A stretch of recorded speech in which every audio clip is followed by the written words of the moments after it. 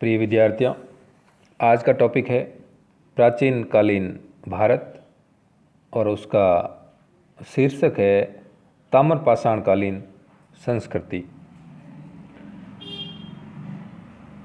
जिस काल में मनुष्य ने पत्थर एवं तांबे के औजारों का साथ साथ प्रयोग किया, उस काल को ताम्रपाषाण कालीन संस्कृति कहते हैं।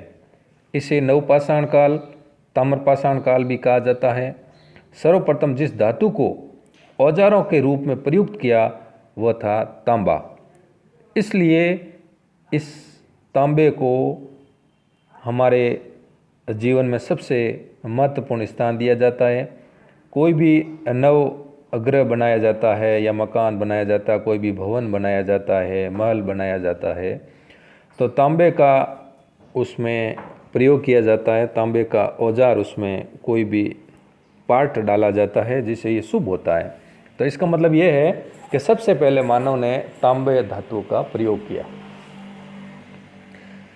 ऐसा माना जाता है कि तांबे का सर्वप्रथम प्रयोग 5000 ईसा पूर्व में किया गया था। इसका प्रमाण मद्रास के अतिरकम नामक स्थान से प्राप्त कुल्हाड़ी से किया जाता है। ताम्रपाषाण कालीन युगीन मानव ने भारत में प्रथम बार ग्रामीण सभ्यता की स्थापना की थी। ताम्रपाषाण युग के लोग लिखने की कला नहीं जानते थे और न ही नगरों में, जबकि कांस्य युग के लोग नगरवासी हो गए। जैसे सिंधु घाटी सभ्यता थी वो कांस्य युगीन थी, तो ये प्रथम नगरीय सभ्यता थी। इससे पहले ग्रामीण सभ्यता थी। तकनीकी दृष्टि से ताम्रपाषाण कालीन अवस्था हड़प्पा की कांस्य युगीन संस्कृति से पहले की है। काल क्रमानुसार भारत में हड़प्पा की कांस्य संस्कृति पहले और अधिकांश ताम्रपाषाण कालीन संस्कृतियाँ इससे पहले मिली है। मालवा ताम्रपाषाण कालीन संस्कृति की एक विलक्षणता है। मालवा मर्दभांड ताम्रपाषाण काल में उत्कृष्टतम माना जाता है।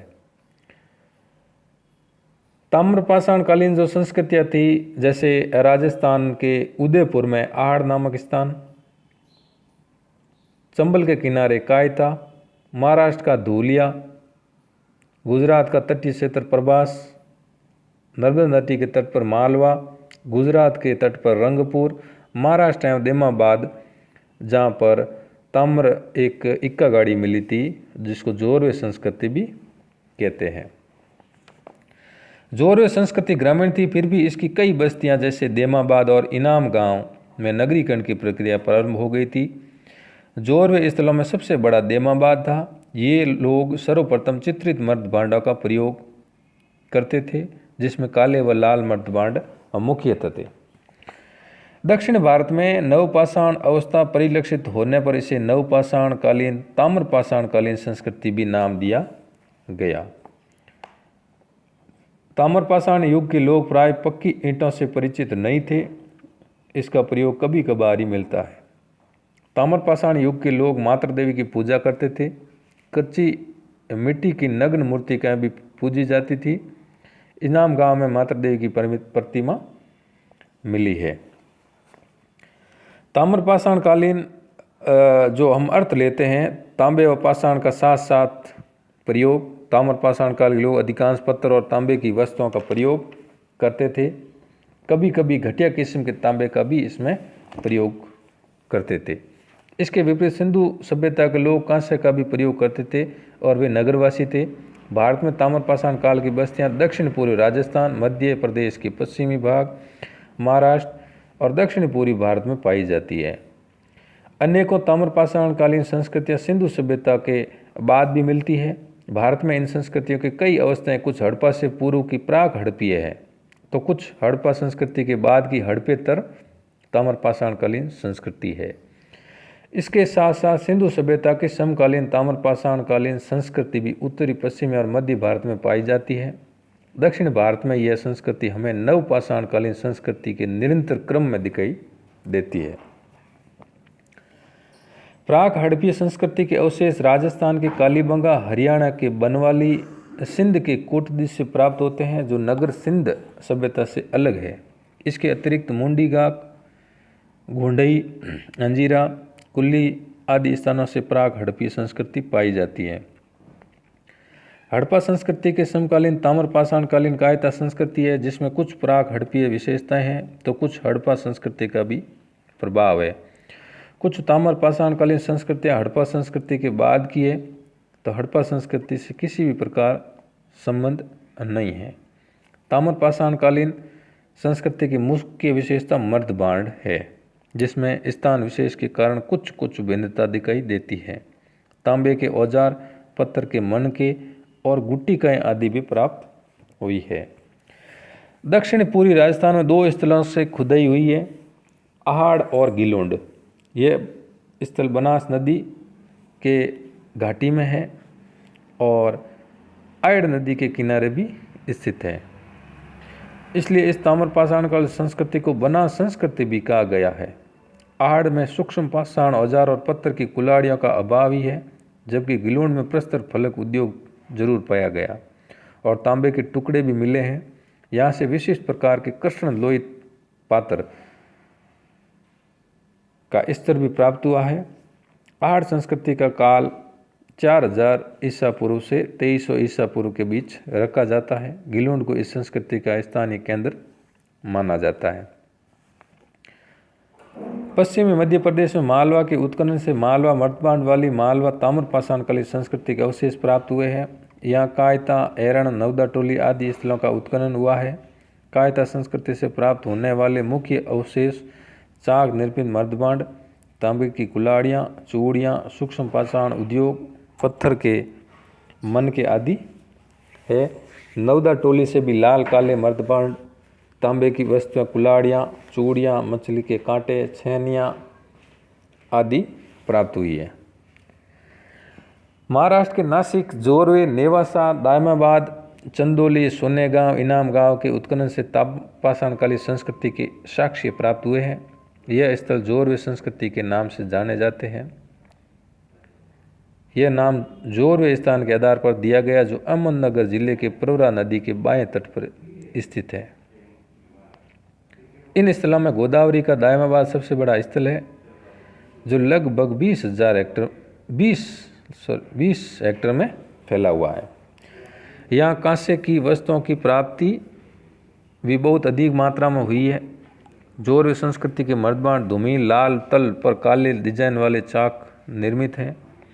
दक्षिण भारत में नवपाषाण काल अलक्षित रूप से ताम्रपाषाण काल में बदल गया, अतः इस संस्कृतियों को नवपाषाणकालीन ताम्रपाषाण संस्कृति भी कहते हैं। इस संस्कृति के संकेत आधुनिक कर्नाटक, आंध्र प्रदेश, तमिलनाडु के कुछ हिस्से आदि आते हैं। यहाँ अनेक स्थलों का उत्खनन हुआ, जैसे ब्रह्मगिरी, मास्की, पिपलीहल, नागार्जुन कोंडा, कोडेकल आदि। यहाँ के आरंभिक स्तरों में पत्थर की कुल्हाड़ियाँ, हस्त निर्मित बर्तन प्राप्त होते हैं। वहीं बाद के स्तरों में चाक निर्मित मर्दबांड और धातु का प्रयोग दिखाई पड़ने लगता है। यह तांबा प्रचुर मात्रा में उपलब्ध नहीं था। अन्य अवशेषों में पत्थर के मनके, जानवरों की मूर्तियाँ, टेकला कोटा से प्राप्त सोने की लटकन विशेष रूप से उल्लेखनीय है।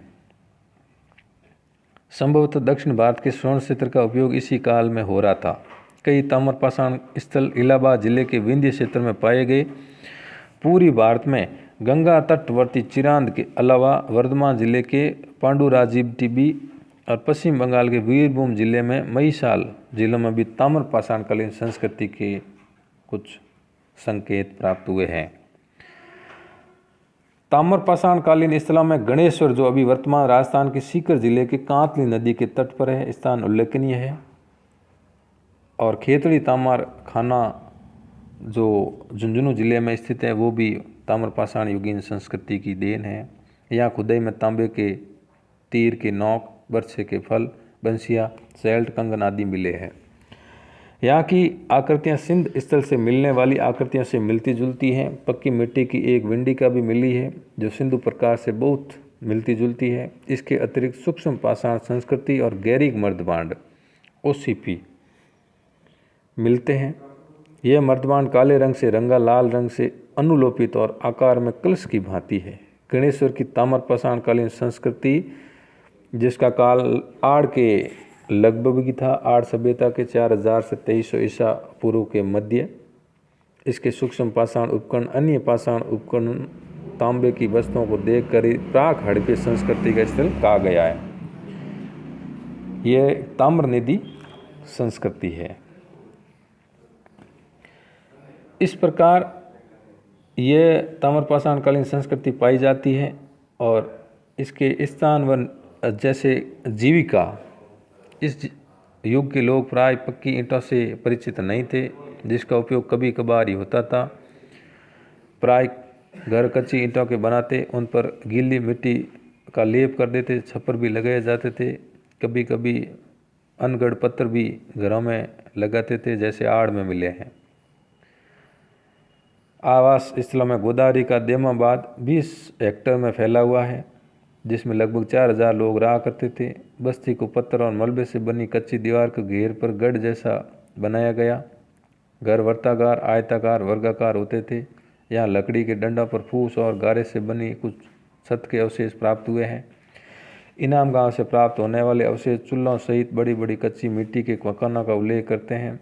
5 कमरों का एक मकान बस्ती के बीच में मिला है, जो संभवतः बस्ती के प्रमुख का रहा होगा, जिसके निकट में कोठार है। इसमें राजस्व के रूप में वसूला गया अनाज जमा किया जाता होगा। गिलोड में से भंडारा गर्त मिले हैं। दक्षिण पूर्वी राजस्थान, मध्य प्रदेश, महाराष्ट्र अन्य ताम्रपाषाण कालीन के लोग मवेशी पालते और खेती करते थे। वे गाय, भेड़, बकरी, सूअर और भैंस पालते थे। हिरण के शिकार के भी संकेत प्राप्त होते हैं। ऊँट के भी अवशेष मिले हैं। कुछ अवशेषों का पहचान घोड़े या जंगली गद्दों से भी होता है। ये लोग मवेशी पालते और उन्हें अपने आंगन से भी बांध कर रखते थे। लकड़ी के डंडों की बाड़ों का उल्लेख भी दक्षिण भारत का ताम्रपाषाण कालीन स्थलों से प्राप्त हुआ है। ऐसा प्रतीत होता है कि पशुपालन मांस के लिए किया जाता था। दूध, घी आदि का प्रयोग वे संभवतः नहीं किया करते थे। गोमांस खाने के भी संकेत प्राप्त हुए हैं। कृषि के लिए सूक्ष्म पाषाण उपकरणों का इस्तेमाल किया जाता था। महाराष्ट्र में नवदा टोली से गेहूँ, चावल, बाजरा, मसूर, उड़द, मूंग, दलहन, मटर आदि के अवशेष प्राप्त हुए हैं।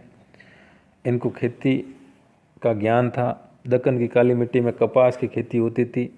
ताम्रपाषाण युग में हल और फावड़ा प्राप्त नहीं होता है। खोदने के लिए सूक्ष्म पाषाणों का उपयोग होता था।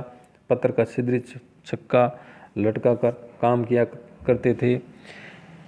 इस प्रकार खाद्य उत्पादन अर्थव्यवस्था के समर्थक अनाज रखने, पकाने, खाने आदि के लिए प्रयुक्त मर्द भांडों का भी अवशेष प्राप्त होते हैं। शिल्प कला में भी ये दक्ष थे। वे तांबे के शिल्प कर्म में भी महारत हासिल किए हुए थे। साथ ही पत्र की कला में भी दक्ष थे। सामाजिक एवं धार्मिक जीवन के बारे में ताम्रपाषाण काल के लिए 100 और संस्कारों और धार्मिक भावनाओं के विषय में जानकारी मिलती है। महाराष्ट्र में लोग मृतकों को अस्थि कलश में रखकर अपने घर के फर्श के अंदर उत्तर दक्षिण दिशा में गाड़ते थे। कब्र में शव के साथ मिट्टी की हड्डियां और तांबे की कुछ वस्तुएं भी मिली है, जिसमें परलोक के संबंध में अवधारणा ज्ञात होती है। मृत्यु के बाद ही मनुष्य जीवन में उसका विश्वास था। मिट्टी की बनी हुई मृतिकाओं में महिला मूर्तियों की प्राप्ति से ऐसा प्रतीत होता है कि लोग माता देवी की पूजा करते थे। वर्षभ की जानकारी भी मिलती है। सामाजिक संगठन के विषय भी है। परिवार ज़्यादातर बड़े थे। बस्तियाँ इनकी सुव्यवस्थित बसी हुई होती थी। इनाम गांव की बस्ती पश्चिमी छोर पर शिल्पी रहते थे और मुख्यतः संभवतः केंद्र में रहता था। इनके बीच की सामाजिक दूरी का भी ज्ञान है। खाद्य उत्पादन अर्थव्यवस्था के होने के बावजूद बड़ी संख्या में बच्चों के सेवादान प्राप्त हुए, जिसमें ऐसा प्रतीत होता है कि उस काल की सामाजिक आर्थिक व्यवस्था बहुत अच्छी नहीं थी। चिकित्सा के ज्ञान का भी अभाव था। लेखन कला का भी अभाव था। सिंधु सभ्यता के समकालीन होने के बावजूद इस सभ्यता पर कोई भी ठोस प्रभाव नहीं पड़ा और इस प्रकार जो कच्ची मिट्टी की नग्न मूर्तियां भी पूजी जाती थी। इनाम गांव में माता देवी की जो मूर्ति मिली थी वो पश्चिमी एशिया में पाई जाने वाली मूर्तियों से मिलती जुलती है। मालवा और राजस्थान में प्राप्त वर्ष मुद्राएं यह सूचित करती है कि वहाँ पर बैल की भी पूजा होती थी। इस प्रकार इनका सामाजिक और धार्मिक जीवन श्रेष्ठता लिए हुए था तत्कालीन परिस्थितियों में।